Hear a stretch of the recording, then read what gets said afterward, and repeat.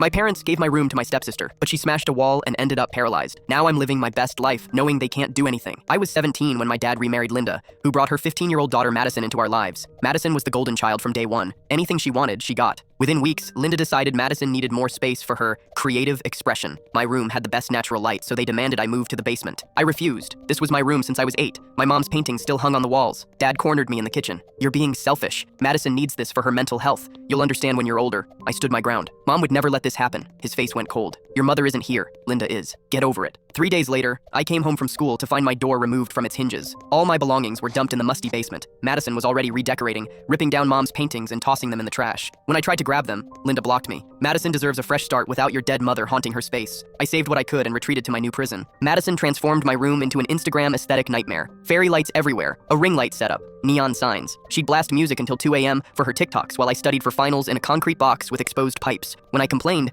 Dad said I was jealous of Madison's success. She had 3,000 followers. The breaking point came during a party Madison threw while Dad and Linda were at a wedding. She invited 40 people. I stayed in the basement, but the noise was unbearable. Around midnight, I heard screaming. Madison, drunk and showing off, decided to kick through the wall between my old room and the bathroom. She'd seen it in some viral video. It's just drywall, she slurred to her phone. Watch this. She kicked once, twice. The third time, her foot went through, but she'd miscalculated badly. That wall was load-bearing with steel reinforcement my dad installed years ago during a renovation. Her leg caught on rebar. When she yanked back, she lost balance and fell awkwardly, her spine hitting the metal support beam. The screaming changed pitch. I called 911. By the time paramedics arrived, Madison couldn't feel her legs. The diagnosis was devastating. Severe spinal cord injury, T6 complete. Paralyzed from the chest down, permanently. Dad and Linda returned to a nightmare. Hospital bills, renovations for wheelchair accessibility. Madison's influencer dreams died overnight. My room, the one with perfect natural light they'd stolen for her, became useless. The stairs made it inaccessible. They had to convert the main floor study into her new bedroom. Here's where it gets interesting. Linda, in tears, came to the basement. We need your room back. The basement is better for Madison now. No stairs. I looked at her. The same woman who called my dead mother a ghost, who said I was selfish. No. What do you mean, no? Her voice cracked. She needs ground floor access. Figure it out. This is my space now. You made that decision. Dad tried next. Son,